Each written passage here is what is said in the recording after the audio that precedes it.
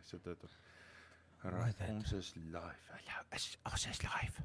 Ons is live, Chrissy. Wat sê? Ek sê so. Het jy vir my 'n grappie? Ek het vir jou 'n grappie. Vertel vir my 'n grappie. Hey, Whitey. Ja. Huh? Ja.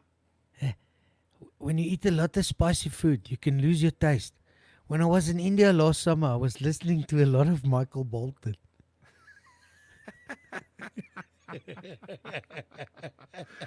Hey Chris. Yes, Whitey.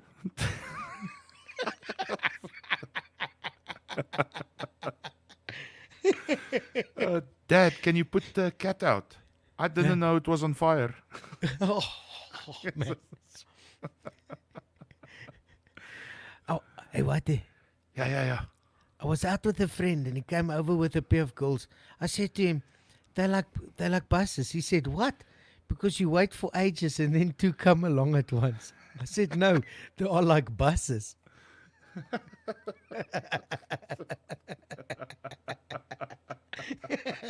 Hey, Whitey. Ja. Whitey. Ja. When I was a kid, I used to have an imaginary friend. I thought we went everywhere with me. I could talk to him and he could hear me. And he could grant me wishes and stuff too. But then I grew up and stopped going to church. So I was serious delay. Jo, dit was rof. Dis baie rof. Jimmy Kojaks. Maar ek gaan afgaan. Ek gaan gou. Hier's 'n probleem hier. Delay. Okay. Wel, ek gaan die show so lank begin. Okay, cool. Let's go live. Bye.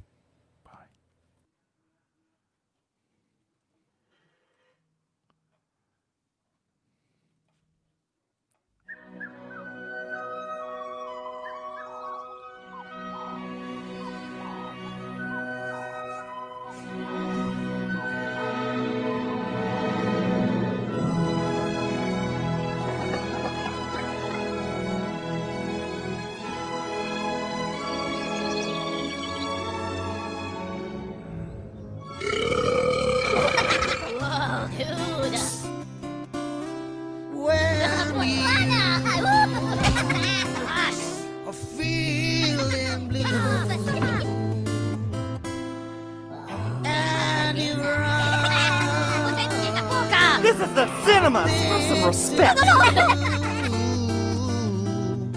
Just remember, you're not alone. I know these two guys are home alone.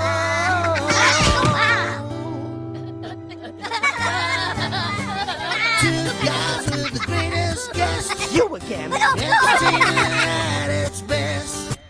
Grab your coffee, grab your Chris. It's the white tea and Christian. It's a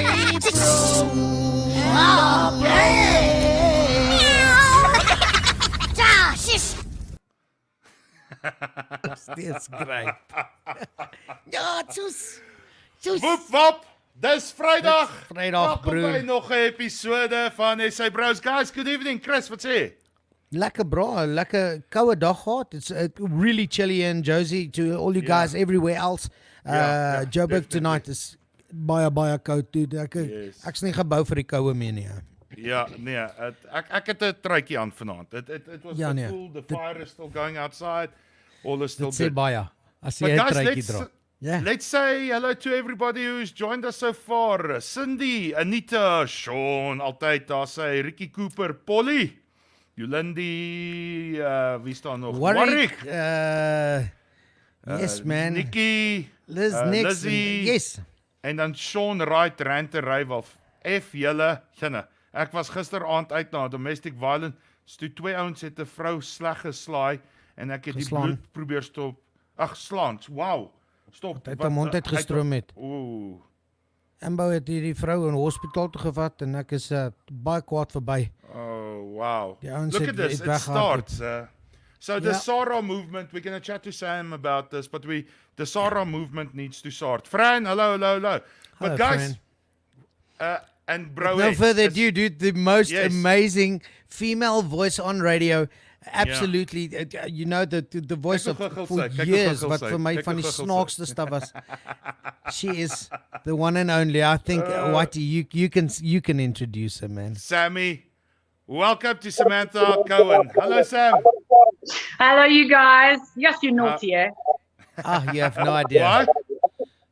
Yeah, people can't hear what I heard while you guys were warming up. They naughty. Oh, is it? How are you doing, Sam? Oh, good, cold. I'm in bed. Sorry for you that you can't, but I am. I'm so jealous. Oh, next time I'm going to do this same. From Mr. Price at home. I'm telling everyone about it. They're selling it at two other shops for $1,799. I got it for 500. Get it. Sure. Now we know where to get the warm blankets because tomorrow I need to get one. I'm telling Mr. you. Price at home. Trust me. Yeah. Guys, there's an echo somewhere. Troy. Troy. Chris, where is it? Yeah, dude. You know what? There is an echo. It's on Sam's side, but it doesn't matter unless Sam's just got some earphones that she can plug into that thing. Sam might have, if you talk among yourselves for a bit. We will. Yeah. So, Chris. Yes. Look at that. Nikki Brooks. Sam, I've missed your voice. Nikki, you can catch Sam on Hot 91.9 with Jeremy Mansfield in the mornings. So her voice is still out there. You guys just need to know where to look. And then you know what? We're going to be, I know me and Whitey were listening to the Hot 91 point something FM. Yeah. What's it? Yeah, what's the frequency there? Hot 91.9. 91.9. So you guys can still listen to the legendary Sam. And she's going to be joining us now. She's just sorting out some workies for her. And then she'll be back. But hello, Mandy Jones. Hello, Marlies van die Reefer.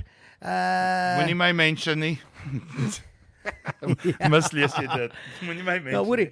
En hallo, Whitey, ek's bly jy's nog hier so saam met ons. Ja, ons sal maar nie vertel hoekom is dankie tog ek's nog hier nie. Yes, Cindy, they are still 91.9. Jeremy Mansfield, Sammy, they're all on the same channel.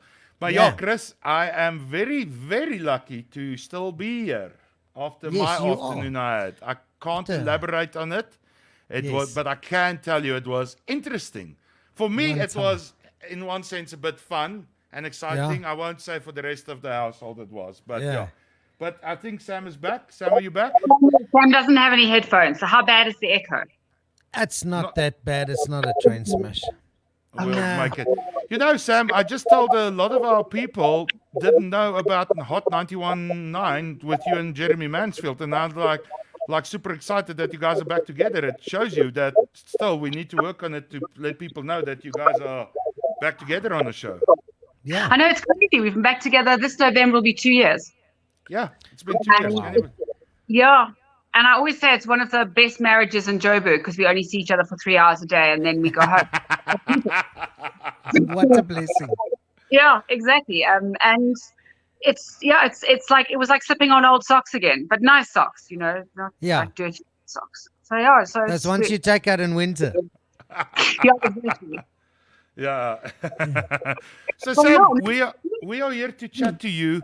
And chat to you about, well, one thing that was brought up to me was about your book. And a lot of people have got questions and so on. There it is. I'm bringing it on the screen quickly. Brutal School Ties. Yeah. That's your book. That's right. Now, I've got the very, very first question. It's actually from a very dear friend of mine, Tanya Anita. Yeah. She wanted, before we start everything, because I read the synopsis of the book and everything, and what motivated you to write this book? It's amazing. So I've always been interested in people and in their stories. And when I first saw this story, my entire relationship with Parktown Boys up till that point had been that I dated one in 1989. But I'd always known it was a really good school, and so I was quite shocked when I saw that. And then I was doing a series of Women's Day interviews, and I was talking to a good friend of mine, Olivia Jazriel, who is one of the people who Bob Hewitt raped. She was actually one of the people who took him to court. When we told her story, something struck me, which is when we hear that, 12 6-year-olds have been raped or 10 15-year-olds have been raped, we feel bad, but it's the number. You can't quantify it, and we hear it so much. But if I have to tell you, Olivia was raped at 12, and she's still bathing in bleach at the age of 50, then you know that that's the consequence. And she said, you need to do this for the Parktown boys. And I said, well, first of all, I don't know any of them, and I wouldn't know where to start. And she said, you need to speak to Luke Lumprecht, and you need to see the video of what they were going to do in court. Anyway, and to cut a long and winding story short, because it took quite a lot of months to start it, I saw this video, this 10 minutes of this video that had been how he got caught. And you never want to see a video like that. There's hours of it, but I couldn't sit through more than 10.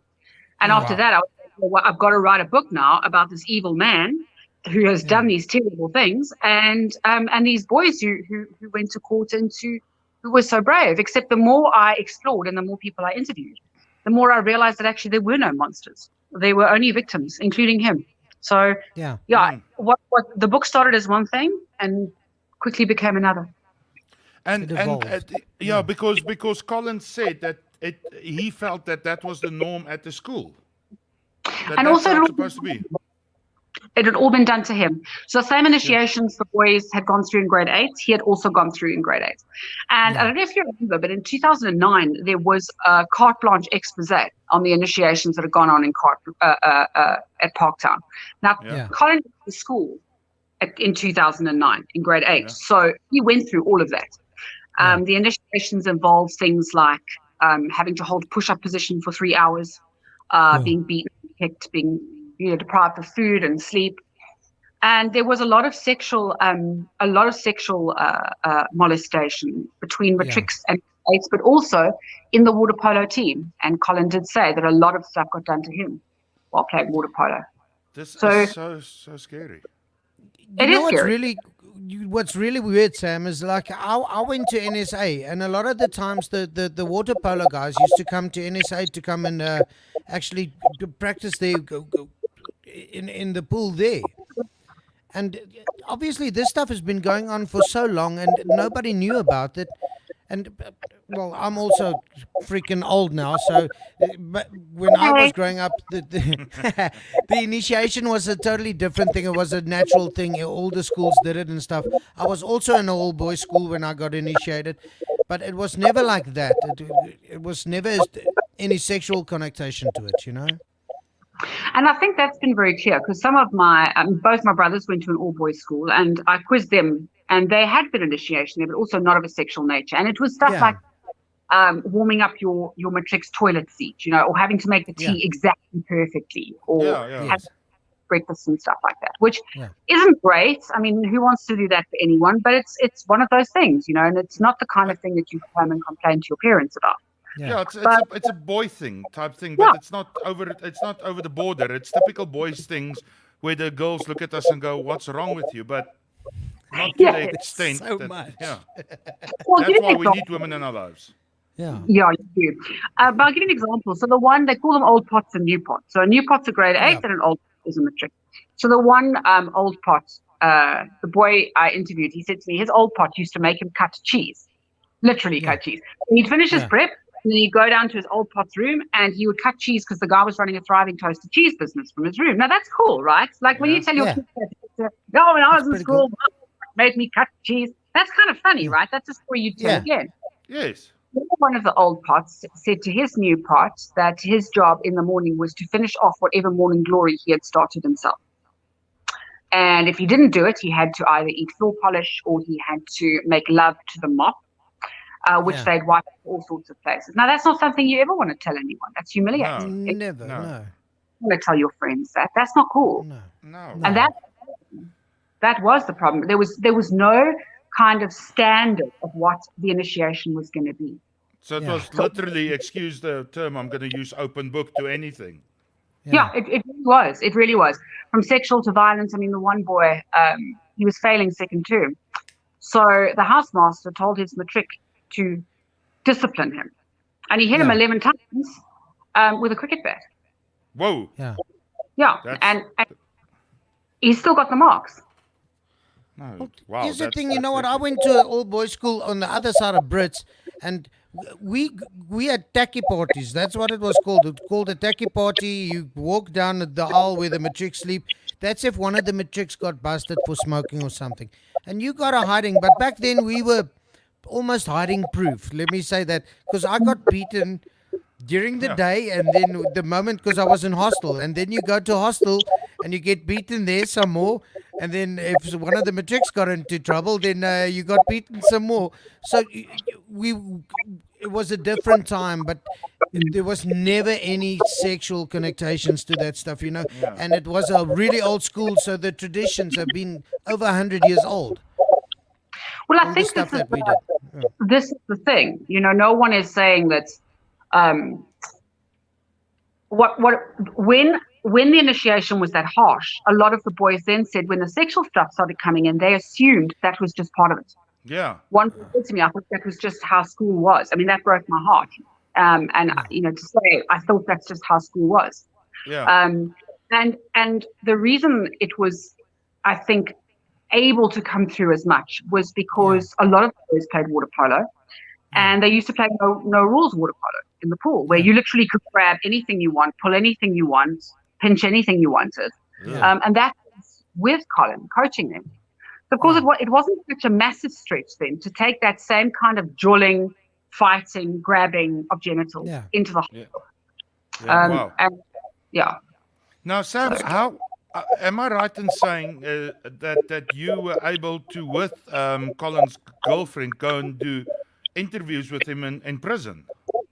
I went to visit him. She's an amazing woman. If there was anyone who took a lot of flack in this story, it was Jolene.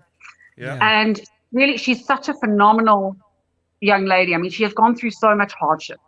Yeah. She was molested at gunpoint when she was 8. Her grandmother was murdered. She moved from home to home. And so when she met Colin, it was while he was on trial, but she didn't know.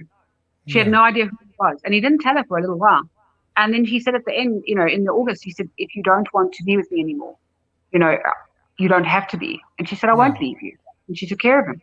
So she's been very protective of him. And I met with her and I said, meet with me. And if you think that he will meet with me after you meet with me, then I'd like to go. So we road tripped up to Louis Trichardt, went to the prison. And even at that point, I no longer thought he was a monster, but how do you imagine a pedophile? This man pleaded guilty to 140 charges. So that's of the 327 he was originally charged with. So I don't know what I was walking into. So you walk into the prison, and the prisons are all in different colored uniforms based on the crime. Crimes, So, and I mean, it's the most warped thing. You keep imagining a Disney fashion mob is going to start because it's neon green, neon orange, and neon yellow, and you've got to keep reminding yourself it's prison. It's not a rave, maximum security. No one's there for loitering or jaywalking. He walked into the visitors' room, and he was so small. In my head, I kind of thought, I don't know what I thought would come through the door, but there'd be some kind of whiff of badness or whatever. Like from Shawshank's Redemption. What's his name? A giant monster that's going to come and so on. That's what you're expecting.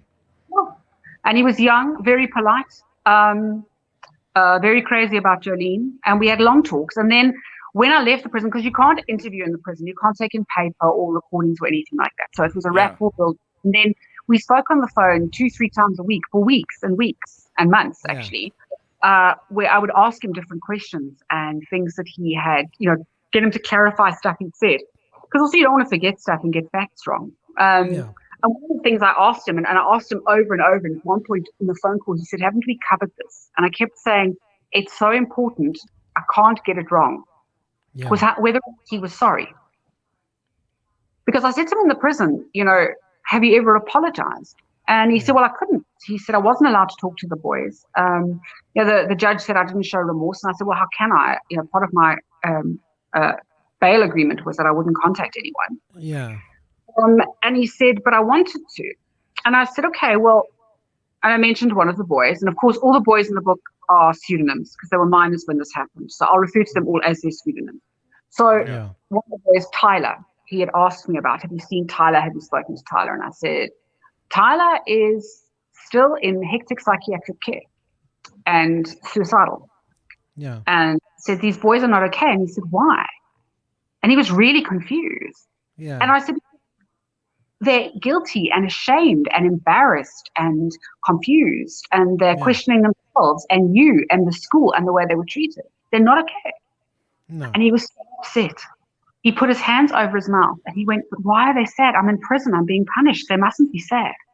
Yeah. And he was very devastated that they were devastated. It hadn't occurred to him that what they had there gone might be through, more.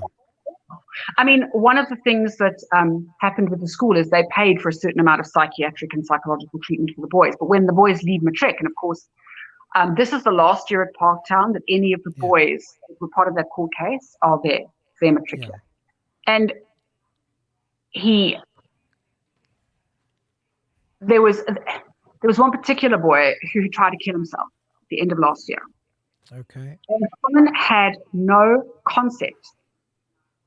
And it's not, and with Colin, I can kind of get it because he's in maximum security prison and his world is very small now. But what I do have an issue with is the school at the end of that matric year, knowing how sick these boys were and how much they were suffering, withdrew all financial support for treatments, medication, psychological care. It's like, well, you hit matric, but you're not our responsibility. Well, they got like that on your premises, on your time. So actually, it is your responsibility. It's like saying after someone's got out of the hospital after a car crash, you're no longer responsible for their rehabilitation. You must be if you caused the crash. So, I mean, it's the primary trauma was the molestation. The secondary trauma was the response from the school and the legal system. And that's something a child doesn't want to go through at all. Yeah. Boy, girl, it doesn't matter. Yeah. No, not at all.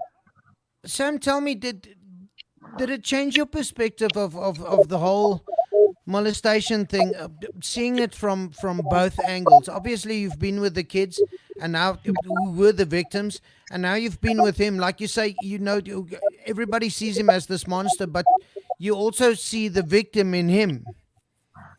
So, when my father read the book, who's in his late 70s, and where everything is very black and very white, there's no gray. Yeah. He said to me, I was very uncomfortable at the end, and I said, why? And he said, because I still don't know how I feel about Colin Reeves. Yeah. And I said, now you're in my world. Yeah. Because the thing is, in the movies, when there's a pedophile, it's clearly a very evil person right from the front. You can see it right from the start of the movie. Yeah. While not all abused children turn into abusers, a lot of abusers have been abused. This happened to Colin from grade 8 all the way through to matric. So while I do think he needs to be in jail, what he did was wrong, and he isn't, I don't think he should be out at all. He needs to pay for what he did. Yeah, I also and he is. think nothing, and he is. I don't think anything is going to change as long as he's in a maximum security prison and no one is finding out how this happened. How did this particular abuse boy become an abuser? And until we know that, we can never stop it happening again. So when I started, like I said, I thought it was far more black and white. At the end, am I still confused? Yeah, a little bit. But what it has made me realize is that if we don't understand why people are doing things, then they will happen over again. Exactly. Yeah, if you don't know what's causing the problem, how can you ever try and fix it? Exactly. Yeah. Well, apart from that, Sam, what have you been doing in this lockdown? And obviously, you're still working on books and stuff, and your swimming has had to take a way back, because I'm not sure everybody knows you've actually swam to Robben Island. So I've done a couple of Robben Island crossings. It's one of the top 5 tough swims. It's one of the top 5 toughest swims in the Southern Hemisphere. Yeah. And it is really tough. And then I got amazing news just half an hour before we did our test for this. I had signed up for the Bosphorus again, the cross-continental, where you swim from Asia to Europe. And I did it last year, and I'd signed up for this year. And I wasn't able to do it this year because obviously there's no international travel and COVID, etc. But the Turkish Olympic Committee have said that anyone who wants to carry their entry over will be automatically entered into next year. So I've still got my place, and I'll do that soon. I love to swim. So lockdown's been tough. There's no pools open at all. And that's been really, really rough. And I know it's a first world problem. I'm fully aware of the fact that people not eating and not having food and clothes and shelter is a million times more important than, Miss Privilege over here not being able to go for a swim. I do know that. Now, What has been great is I'm not a drinker and a smoker, so I'm really lucky that way. Yeah. I'm a bit of a recluse and I stay home a lot. But it's been a bit tough, everyone staying home with me. Yeah. But aside from that, Your space. I'm a huge horror movie fan, which most people don't know about me. I absolutely love them, and the stupider the better. And I read an article, not a word of a lie, that says that people who've been watching horror movies for years are better able to deal psychologically with a pandemic because they've already seen the worst case scenarios. Yes. It's a true story. now, I've seen it. Walking Dead. Day of the Damned. I know what's coming. I'm ready. Yeah.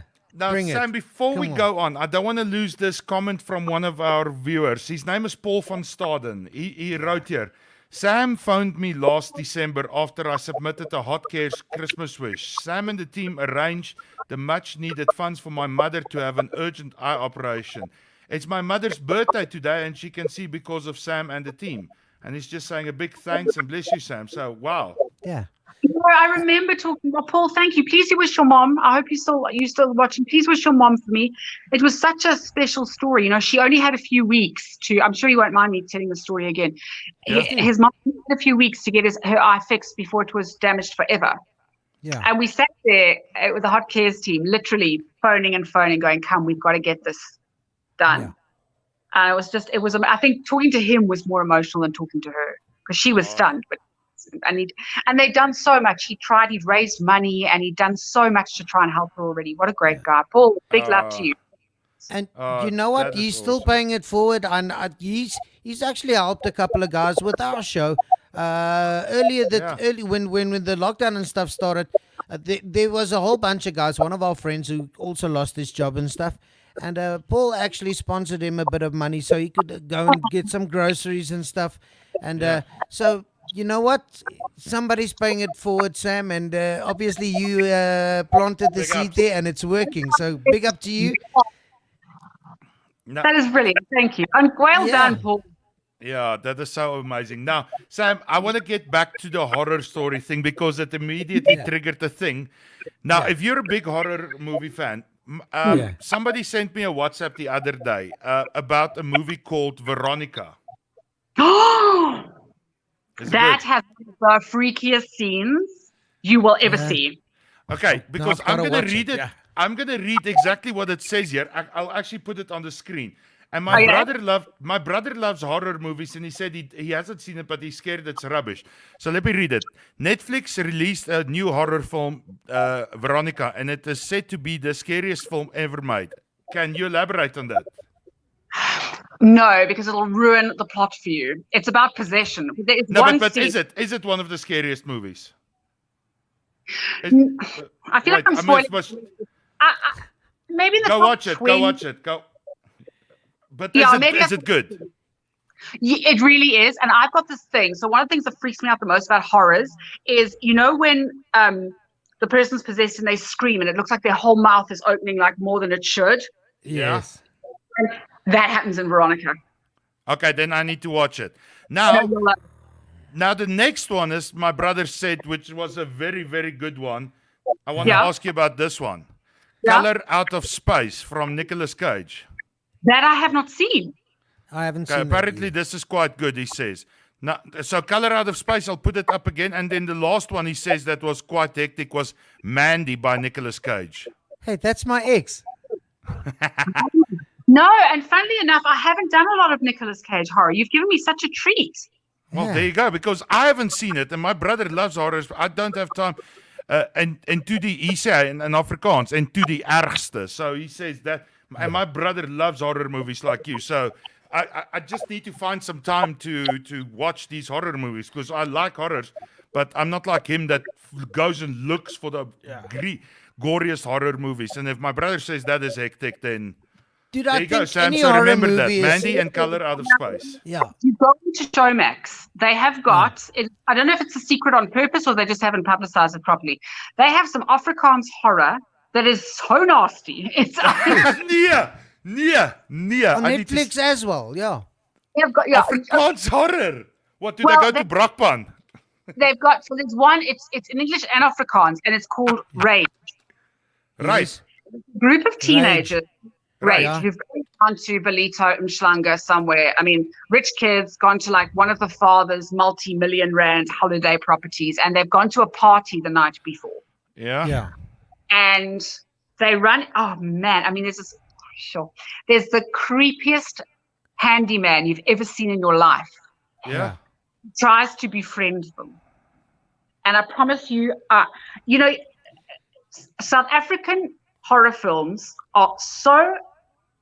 Yeah, you got to watch it. Right? then Pinky Pinky, which is also terrifying, and Parable. Yeah. Parable. Those And three. on Netflix, they've got one. It's a white family on a farm, and then there's like a black cemetery or body somewhere. Saw that one. What's it called? The Loft House. I don't know what it's called, but I know there's some serious Tokolosh stuff going on there. That's No, so weird. It's so it is an underground. When I discovered it on Showmax, South Yeah. African. I don't know if it's meant to be a secret, but it shouldn't be. No. Well, you saying Tokolosh, Chris, and as I'm looking at Showmax, this is exactly what popped up. The Tokolosh. You see, As you said it, I was like, no, there it is. It's gotta be Guys, scary, bro. So guys, we've got a lot of horrors to watch. It looks like because you But see there's my this- TV is there at the back, but I haven't switched it on for a very long time. I'm so busy with the show and other projects and so on. Whitey, It's there's just a secret when you watch horror movies. Is don't just watch it in the living room or something. Watch it Get at yourself dark at 1 cozy. o'clock. Watch it in the dark. Then you get the full effect of a horror Yeah, movie. yeah, no, Is I you got watch you. it in the dark, and the worst thing is watching a horror movie alone. To me, horror movies and sad movies. Like Molly and me, I'll be the only oak on the bed crying my eyes out in a pillow. Just, I'll watch a film where an animal or a child dies. I will not. I can't. Horror. The way I do it is I wait till the middle of the night, and my husband's fast asleep. He's married 20 years, so he hates horror, but he doesn't wake up when I watch. But I know he's right here. See, he's like, it'll be fun. It's like sitting next to your mom and watching a scary movie. And he hates it. He absolutely hates them. And then my son, who's 16 now, he and I find the worst horror movies, and we watch them. They've got to be super bad. So, I mean, we watched The Bye Bye Man, which is super terrible. And we watched an amazing thing called The Resort, spelled Rezort. And it's zombies that have been placed on an island, and you get to go and shoot them. yeah. And so bad that the extras, I think, gave up on it. Like, they would fall down before they were shot. They'd all be falling down and the shots would ring out. And you almost got the feeling they were like, you're not paying me enough to be here on this. I can't. Even extras on into it. It's those seriously low budget movies where it's like, they got the family to fill in. It's never That's what mind it the is. B movie, it's a C movie. Now here's Jackie Geyer. She's saying Bird Box is the best. Have you seen Bird that? Box was great, man. Oh, no, I'd give that a C. Yeah. I really, I Ouch. thought it was, but I think that's because the hype was so huge. Yeah. And I really thought it was going to be a lot better than it was. I tell you what has been hyped up a lot, but really is very good, is the new Kevin Bacon that's come out called You Should Have Left. You should Okay, have so left. now there's a new one. But Sam, I used to be a fan of horror movies, but to me, the old horror movies were different. Like the original Carrie, that to me was just a masterpiece. Yes. And what was the other one? I'm not talking about like Halloween and stuff. I'm talking about horror movies. Oh, and there's one where they actually catch. It was called The Entity. Where they literally build their house in like a warehouse where they freeze this demon. And they can actually see how big this demon is. That because they move from house to house, and this demon just follows them. And then they realize, okay, it's wherever the family's together, the demon's there. And then they freeze it. They manage to freeze it in this massive warehouse, and then they can see how big this thing is, and then it breaks out of the ice. Yeah, it's an old As- movie. It's an Yeah. old movie, but it's so 1982. well done. Yeah, 1982. Dude. It's the difference between Sam Raimi's Evil Dead Yeah. and then the remake. And the remake's like all slick and pretty, and everyone's very good looking. And the first person dies, the one wearing the scoop neck top. But Yeah. the old one, where these kids are grand little hut in the wood, that is terrifying. Because then they didn't care if the lead roles were pretty or skinny and stuff. They went. This character had to be that, and they Yeah. played it so well. Like what's that movie? Where the chick actually needed help, like psychological. She killed herself after they filmed the film. What horror movie was it? Was that Poltergeist? Or The Exorcist? Poltergeist. Yes, Poltergeist. Yes. That was freaky. man. I tell you what. And those are like big stars, hey? Ellen Burstyn. I mean, who else was in The Exorcist? I want to say William Burroughs, but he wrote it. There were some big stars, but it's like Jaws. The only problem with the original Jaws is the CGI, because there wasn't any. Yeah. So it's terrifying. The music and the suspense, and then suddenly this giant plastic shark comes out of the, and then you're like, oh, because then you can see it's a big thing. Back in the day, the TV quality and stuff everything was so cock that it felt real. Like it's like watching old movies now, and you're going like, I can't believe I watched, and I was so into this when I was younger, and now you watch it, you're like, oh my. I've got the, there was only one movie that I ever got a fright for in my entire life. I was a lighty, and it was arachnophobia. Every time the spiders would jump out of you. But when I watched it as an adult, I watched it and I said, how did I ever get scared of this garbage? It's cheese, but it man. actually It's got me cheese. because you'd suddenly just sit there and then, boom, spider type effect. Like You know snakes. what? Yeah, Snakes and some writers just knew how to write it. Like Alfred Hitchcock. I don't know if you've ever watched this, Whitey the Birds. I've got Whitey. If you haven't watched the box set of Hitchcock, you can get someone to give you that to you for Christmas. It's Man. Okay, so there you go, all our fans and listeners and followers. That's what I need for Christmas. Alfred I Hitchcock. don't need more box beer set, or whiskey. You know, with that movie with the birds, he Yeah. actually took the seagulls onto Tippi Hedren. He tied them onto her dress and onto her top. And James Stewart, who was starring in it with her, said, "You don't have to do this. You can say no." And she was so enamored with Hitchcock that she just allowed it. So all that pecking at her face and all that blood, it's real. It's not, makeup. She really was happy by those birds. Well, it comes through, and you know what? Even now, when you watch it now, you feel this is real. It's insane. Totally. Damn, man. We're going down like memory lane here. I'm loving this. This is phenomenal. Wow. So, Sam, tell us, what is your plans like after this lockdown? What are you going to do? What are you going to do to stay busy? And where can we still find you? Besides Hot FM. Yeah, find 91.9 FM, Mansfield in the morning. The nice thing about a show called Mansfield in the morning is that you're able to find out from that exactly who's in the morning. And then I coach now. I do recovery and trauma coaching, and I've been doing that for a while now. And I'm studying further into trauma because I have found it so fascinating how the ripple effect goes on and on and on and on. And then I've got a new book that I'm working on, which I won't say too much about because I'm only at the research stages, but I think I'm going to be spending quite a lot of time in South Africa's prisons. Sure.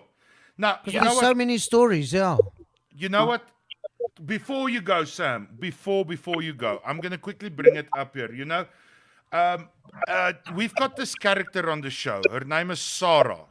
She's my alter ego, right? She's a giant water buffalo monster thing, right? Now, Chris did the interview with Sarah. I'll send you the pictures. You'll see what Sarah looks like. Now one of the things that came up was Chris actually asked her, what is she gonna do? And somehow it ended up on that Sarah's gonna, because it's Women's Month, she's gonna start a movement called the #Sarah movement. And what it is, it's people against women, children, and animal abusers. Not just abuse. Now, this is where I need your advice. The whole point is because we've interviewed a lot of people. You know, I'm a giant. I'm a huge man. We've got EFC fighters, we've got rugby players, we've got boxers, and general badass guys and motorcyclists.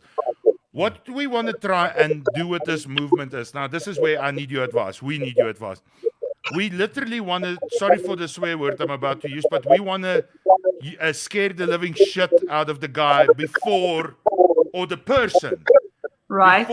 before he gets or she gets to abusing the animal, the child, or whatever, and have we're gonna create this video where Sarah, the 6'8" water buffalo, is standing with all her tattoos and everything in a gigantic arm, saying, "Listen, if you are man enough to abuse a woman or a child or an animal, come and abuse this woman." And we want to literally scare. We're not encouraging violence of any sort, but it's that whole fear factor, that intimidation thing of think before you touch that woman or that animal or that child, because if you do, we're gonna come for you. You understand that in the whole intimidation scare factor. Yeah. And I want to show you. If you can imagine Whitey in drag, that's the I'm trying not said. to. I think I'm going to see a picture. You're gonna see it. Shocking. Look at this. So you see, this is the movement thing that we created here, and a few people said it's too in your face. It's a bit scary, but that's the whole point, because we feel that there's a lot of societies out there where it is soft and comforting and everything, but that's not what we're looking for. We're not trying to get to the people. We're trying to catch these guys saying, like, if you look at this, the one in the middle here, it looks like it's breaking apart. That we are figuratively speaking, we're gonna break you if we catch you doing that. You understand what I mean? That's a big word, Whitey. I'm so proud. For this Dutchman. I love it. It's amazing. Ek weet, né? So, what do you think? Can you, being in the media and having worked in this type of field, can you give us any advice just moving forward on this? Because it actually sparked something when we spoke when we spoke about it. The people on our show went absolutely ballistic, supporting it and wanting to help and what. So instead of abuser, get to the root of where all this evil start. Because I've got this thing in my mind that if you start with an animal, it's like when you smoke weed, you progress to LSD, you progress to cocaine, you progress to heroin. It gets worse. So if you can abuse an animal, then maybe I can abuse a child. Maybe I can abuse a woman, and I can just abuse people. So I think what comes up for me is accountability. And I had this conversation on a few years back with someone saying, "Yeah, but you know what? You guys say all men are trash and I'm not trash." And I go, "Yeah, but the thing is, when you're sitting at a table full of people and a really cute waitress walks past, and you don't say, 'That's a really cute waitress.' You go, 'Wow, like what I'd like to do with her, or check out the tits on whatever." I'll tap that and stuff like that. You know, and we got to get to a point where we go, "Guys, not cool." And it has to be guys telling guys not cool, because we can tell you not cool. Because it's those sort of things, and you wouldn't say that if it was your daughter. You know, if it was your daughter waitressing to make extra money, and you knew a whole bunch of guys were sitting leering at her at a table, you wouldn't like that. And so it's that kind of thing, and it's accountability. So often when a child does tease an animal, there has to be accountability. You can't keep covering up for your kids, and I see that a lot. You know, somebody behaves badly, and it's shame. You know, they didn't know any better, and it was only the one time. And we have to take responsibility right from the start, and that comes from above. So, I love your character. But your character has to come with some big, some super mates who follow that. And so when the fight isn't on, but you've got to keep the peace. Yes. And like I said, that's when it's small things where you don't make an a rudely objectifying comment about a woman. Yeah. You can say someone looks beautiful or looks great without it having to have some kind of a sexual or rude connotation that you would never say in front of your dad, for example. I often think that. Would I say this about my own daughter? Would I say this about my wife? How would I be if someone was saying these things about my wife? Yeah. You know? That's why I felt like a piece of meat when I used to be a stripper. There you go. It's what the women say, you know. It's Geniaal. Yes, yeah. I want to quickly. Okay, go on. I think that's the thing. So if Sarah is going to head up a movement of guys who are also going, not cool. And that's where it needs to come from. We can sit there going, oh my goodness, that's so sexist. That's like so rude. Oh no. Yeah. I'll tell you a story about a kid I know who's on a WhatsApp group at school. And she and two of her friends have created alter egos as guys. Because the guys in her class, and they're 15, 16, make really, really rude comments on the WhatsApp line, like so-and-so looks so great. And, she was wearing a pussy pelmet skirt this afternoon. I mean, it is rough. Yeah, and these as guys. Yeah. And crack them out. Yeah. So I won't say what the names are, but for argument's sake, let's say it's Whitey and Chris, who's no one's ever met in this group, but Whitey and Chris are going, dude's not cool. Yeah. And the fact that a group of girls have turned themselves into boys to fight their own battles. I mean, that's kind of sad, that you have to go in as a member of the opposite sex to fight for yourself. Yes. Yeah. So, but gives it another angle from that. And I've actually heard comedians talk about this, which I found fascinating. It's like when a woman dresses seductively, don't call her a slut or don't say that. But it's like, if you see a police guy in a uniform, you know what it is, And if you see a fireman, he looks like a fireman. So if you don't want to be seen as something else, don't portray it. But how do you know what you're portraying? That's the thing. Exactly. That's how you. Now a uniform is a uniform. It's an international thing. That's a policeman. Or when a lady dresses up, maybe her skirt's a little shorter than you'd like, but she feels great. Yeah. Or maybe her top's a little low cut for you, but she loves the way she looks. That she hasn't got up and thought, I'm going to look like a slut today. She's going, she's looking in the mirror and she's going, I look damn fine. So it's a perception thing there. And that's when you have to go, look, I mean, there are times where my husband's got a T-shirt that we got in Mauritius. My daughter was 2 and she just turned 13. Okay, so it's that old. The neck is holding on just here by the shoulder seams. He loves that T-shirt. I think it should be a duster. But he wears it every weekend. He loves that T-shirt. Now, is my husband a hobo? Is he down and out that he's wearing his old T-shirt? No, he's happy. Yeah. It's that's you can't relate the two. I don't believe a uniform to the way people dress. Okay. It's like saying I'm totally with you. If he's wearing a suit, rubbish. No one wears a suit anymore. Yeah, that's 100%. How many times did I rock up there back at Prime Media House in my short and pluckies to come and visit you guys? You remember? We always took you seriously. Listen, I want to. Yeah, exactly. Look at this. We've got the interview and you in bed. Listen, I want to introduce you to Sarah quickly. Okay. There is Sarah. How beautiful. Oh, she's gorgeous. She's phenomenal. And she's just had a haircut. She looks stunning, Sam. You must. Very nice. And I'm loving the outfit as well. Yeah, very cool. It's her only outfit because it's the only thing that fits her. Yeah. Well, we got it. So big. Yeah, we got it at Rent a Tent. Of course you did. There'll be lots of as well. Get themed one. Oh, yeah.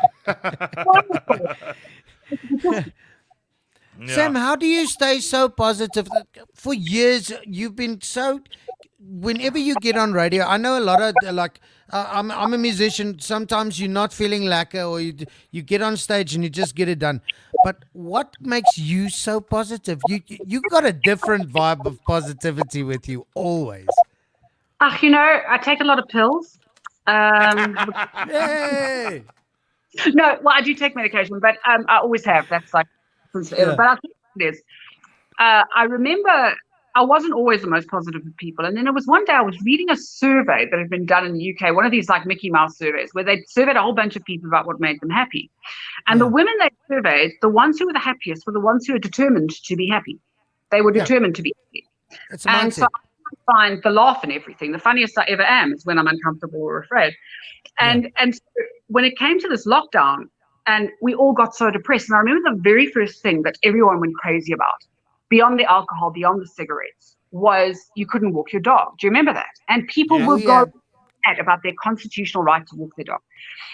And other people were going mad saying, oh, it's just a dog and, the rest of the country is dying. And actually what nobody wanted to do is look at each other and go, I see that you walking this dog is not about the dog. It's about your world has now been shaken to the foundations. Because when someone walks their dog, everyone does it for a different reason. Sometimes you just want to switch off. Sometimes that's your calm down after the day. Sometimes it's your social time. For a lot of older people, going for that walk in the park with their dogs is where they socialize. So it's not walking the dog the same way it's not being able to drink the almond cappuccino, at Tasha's. It's how your life was compared to how it's going to be. Yeah. So I said to everyone, when you look at someone and you are so irritated, be kind, because everyone is irritated and everyone is hurting right now. Everyone. I mean, the ones who don't want to wear masks are irritating the ones of us who do, and vice versa. So, just be kind. And on the days I have really for myself, I go into a Seattle and I buy someone else coffee. And it's very selfish because I do it to make myself feel better. And that person's very happy. So I've done a nice thing. And also I'm like, I can make a difference in the world. Someone is smiling now. And that was because of me. So I'm not invisible. I'm not worthless. I'm not, it's not like no one cares or no one sees me. Someone just saw me. And everyone is. It's the same. It's like with beggars and robots. You see people getting angrier and angrier because everyone's cold and everyone's poor. So don't worry about finding 10 rand to stick out the window or 2 rand. Go and get yourself some of those sachets of EPUB. You can buy them 100 at a time, and it's 2 and 50 a sachet. Yeah. And hand that to robots. Then you're handing someone a meal. Now, if that person chucks it in the grass and goes looking for something else, then that's on them. It's not on you. But for every hungry person at a robot, that's a full meal. They use it on the feeding schemes. Yeah. So that's what makes me positive, is making a difference. Because if you can make a difference 100 times a day in a tiny way, isn't that better than being grumpy or irritable 100 times a day? Absolutely. 100%. And and like you said earlier, that smile, a smile can change somebody's idea of change their life. I've heard of stories where people wanted to commit suicide and they just saw somebody look at them and smile, and it changed the entire world completely. Sometimes it's all you need. The year my mom died, she'd been dead for 2 months. She was my best friend. I was practically unhinged. I really was. Yeah. And I couldn't get the money in the parking machine I couldn't get the money to take. When you put in a 2 rand, it just carries on going, no, I don't see you. But like Cloudy Mutt's when I don't recognize that fact. I don't recognize this 2 rand. And a man behind me just put in a 2 rand and continued to pay. And I tried to give him my money. He said, really, save it for another day. And I was like, no, I must pay you back. He said, you really don't have to. And it was a pleasure to help you. And I cried and cried and cried. And he was helping me, but he could never have known what it meant in that day. Yeah. That day was so awful. And in that moment, just watching this hand come from behind me and put money into the machine. And I was like, so it's those things. So buy someone a coffee, give out a EPUB. And also look at what you've got around you. I mean, that's the other thing. You're allowed to be upset. Like, I'm upset I can't swim, but I'm fully aware of the fact that I live in a really nice house and I like my husband after 20 years of marriage. You like him. I like him. Not I love him, I like him, and he's lucky. Everyone, but you don't always like people. It's very important. Like my husband, and I love my kids, and I have a really great life. I have a really, really great life, and I'm very lucky. So, and I know that, and I remind myself of that a lot. Yeah. Brilliant. Well, Sam, you know what? It is Women's Month, and the time has just flown past. But we've got a huge, the majority of the guys watching this are ladies. And because it's Women's Month, can you bestow some amazing womanly Sam Cowen wisdom onto our ladies that'll keep them positive, especially in these times? Because I know everybody's getting tested beyond their capabilities in this time. Okay, so I'm going to give you a piece of advice, ladies, that actually the men can use as well. Yeah. A lot of people stopped trying over lockdown. Cleaning teeth, shaving, if no one's going to see me. I mean, I honestly believe it is for the greater good of mankind that I worked all the way through because I had to be a human being, Yeah. If you're sitting around and you just feel like literally this year has betrayed you, paint your toenails. And I'll explain why I'm going to say that. Because no one has ugly feet. Actually, you might have put on weight under lockdown, you might feel a bit wrinkly, but your feet are the same. And go paint your toenails. And every time you look down, you will see these pretty feet. And you will remember that you are still a beautiful woman. And you still have, there is room to celebrate that. So instead of saying, well, my jeans don't fit, I've eaten too much, I cooked all of the bread, I promised I would do 20 push-ups a day, every day, and I did none. And you're on that wheel of beating yourself to death. Go paint your toenails. Sure. Yeah. And it's the simplest thing. Go paint your toenails. Well, girl, I'm going to paint my toenails too. Let me tell you. Yay! It's going to happen. Sammy, Wow. we want to say thank you so much for taking some time. Next and time I'll have visiting us. You'll have what? Sorry? Next time I'll have headphones. Yeah. Yes. Okay, Ooh, cool. oops. Well, And you I know want what, to Sam? tap the You've microphone. given us your time and your love and your wisdom, and there's no way we can ever say thank you enough. And I know everybody here, all the ladies are Yeah, also like, lots of love. you know Lots what? of That love from woman's everybody. talking wisdom there. We're gonna try it, and it's something cool I can do with my daughter. So there we go. We're gonna paint my toenails, and every time I'm gonna look at my toes, I'm gonna think of you and how to stay positive. Thank you. And I would just like to tell you that I'm going to go and tell my husband that this has been the only threesome on a Friday night I've had since before I married him. I'm very glad because you picked the perfect couple. You've got the massive whitey, and I'm a little fat cuddly bear. I look like Casper de Vries when he was younger. That's me. So Good. And I Sam, always yeah. tease him for only being 4'2". So yeah. I'm not 4'2". Don't let him lie to you. He's just making up numbers. No, wait. I have to do this. Sorry, Chris. I love you to pieces, brother. But Sam, you have to see this. You think he's not small? I'm going to be is horrible now. Laurel I'm and gonna be Hardy horrible. Brolokson Bittergol version of this is me and Whitey together. This is cuck funny, Sam. You'll like this. This Alright. is a real. Talk amongst yourselves. Let me just get this photo. Right. Say So while he's goodbye doing and- that, I've actually got to tell people after this show, last weekend, me and Whitey were in St. Lucia. We went deep sea fishing and stuff. And but this week we are home. We can DJ for the guys tonight. So we are going to be on Twitch. The moment we say goodbye to Sam, we're actually going to show you guys the handle. And you guys can join us for a phenomenal night of sticking. And there we go, Sam. It's coming. Oh, my word. That And is he's how not big sitting. Whitey is. He's not Chris, sitting. next time you mustn't kneel down for the photo, hey?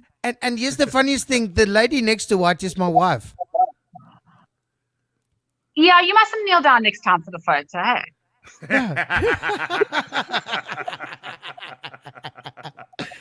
Thank you so much, Sam. Have a phenomenal weekend. And you know what? Once again, thank you for your time. We love you. And the whole Yeah. South Africa loves you. Stay beautiful. Thank Yeah. you, guys. Have a beautiful Friday evening. And You take too. care. Bye. Bye. Mwah. Bye. Yo. Dude, hoe lekker was dit? I love Sammy. Sy's so lekker om mee te praat. Seriously, man. Dit was so cool. Ag, sy is Wow. Okay, so it looks like we are live on Twitch already. We will put on Yes. a handle right now. So you guys Hoe can weet join jy? us on Twitch. Huh? Hoe weet jy dit? Ek is psychic, bro. I know these things. Whitey. Okay. Never underestimate hobbits, bro. We know things, bro. Yeah, but we're still live on Facebook and YouTube. We are still so- live here, and we are going to say goodnight to you guys. To everybody that is not on Twitch yet, here's our handle. Go and check it out. Go and install the app or whatever. Do what you need to do to join us. But vanaand gaan ons party. Kyk, verlede week ek Vrydag het veral ons lekker. geparty. Stikkend. Ons was vrot voor die show klaar was, maar vanaand is ons back in ons huge en dit gaan awesome wees, man. Ek het and guys, I've got good reason to party hard tonight. You And certainly drink. do, my friend. Very good reason. Yeah. We'll talk Paul- about that on Twitch, because on Twitch we Paul- can talk about it. No. As ek vergeet om daai ding te no. delete, as ek vergeet om daai ding te delete, is my kok geboek. Ek Paul sal van jou Staden remind. weet wat gebeur het. Paul van Staden Ja. weet wat gebeur het. Want hy het my gebel toe dit gebeur het. Yeah. Well, I here can we can net see gaan Demon voor- King Mac is here already. He's on Twitch. You can Yes. not wait for a Friday night to go skit and But you So know what, guys, guys? yeah. Once again, I've got to tell everybody watching the show, we couldn't do this without you. You guys are the reason we make a really serious effort of. This is my job now, and I know it's Yeah. Whitey's job as well. This has become our work, and we Yeah. do it for you. And Ja. I love you guys. I love you for all your support. We are going to have a SA Bros Day soon. Yeah. You want to say something, Martin?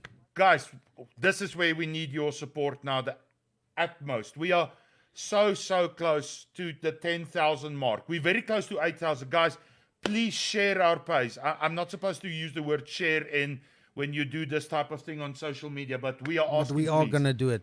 Please, share our SA page. Tell your Bros friends page. to check it with you. Kry jou maatjies om dit te like en freaking join ons. Maak jou army groter. En now the main reason why 10,000 is so important, that is when Facebook will start paying us a little bit of money for our videos. For every 1,000 views, we'll get $5. Chris will get $2.50. I will get $2.50. Not Zimbabwean, American money. Americano so I will be able dollars. to buy groceries for a month. Yes. Guys, with $2.50, we can buy quite a lot. Hang on. Yeah, you can. But hang on. Cindy. Tonight the miss. We'll catch you again.